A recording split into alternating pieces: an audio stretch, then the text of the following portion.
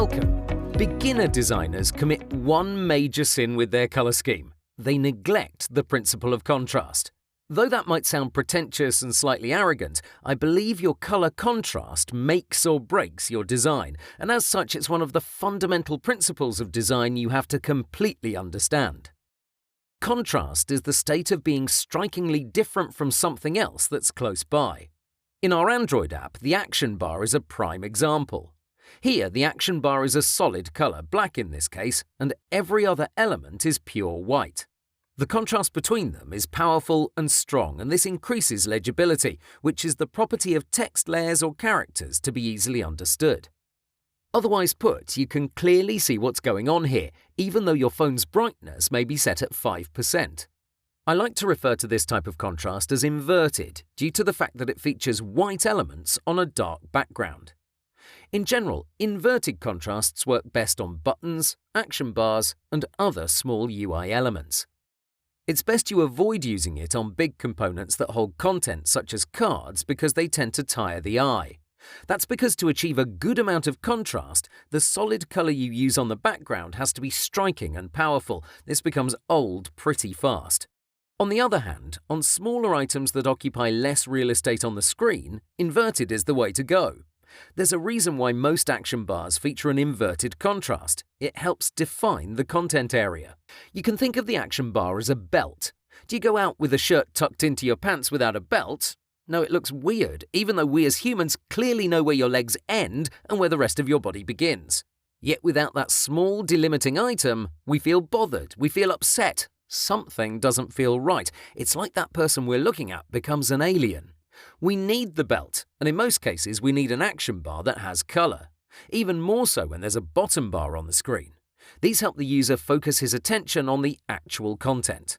Continuing to the next type, this is a regular contrast, dark text on a white background.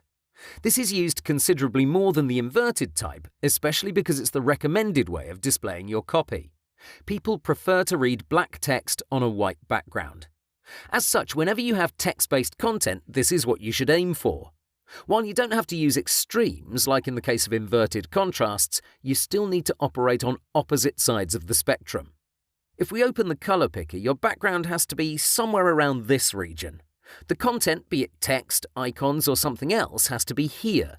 You should never bring these close together because that's where poor visibility comes into play. So far, things are pretty straightforward, but here's where things start to go downhill. We understand contrast has to be striking, and its role is to improve the easiness of recognizing an element, be it an icon or a text layer. Well, then this must mean this is a good example. I'm not sure how you feel about it, but this is the sin I was talking about at the beginning of the lecture. Yes, you can read the text, and yes, you can quickly identify these icons, but this type of contrast is not okay. The colours are clashing and it creates a busy look. Contrast has to provide clarity. Here it creates noise and it's not aesthetically pleasing. While these may be the brand's colours, there's only one way to go about it. Pure white, like in the first example. Here's another one. While this isn't as bad as the previous action bar, I would still strongly suggest that you stay away from this look. It requires a very tight balancing act to be able to pull it off. Here we're looking at it without any context, but inside an app, you don't get that luxury. Does it overpower all the other items? If not, how do they stand out? If they don't compete for attention, what's the action colour? If it's orange, doesn't it become tiring? On and on it goes.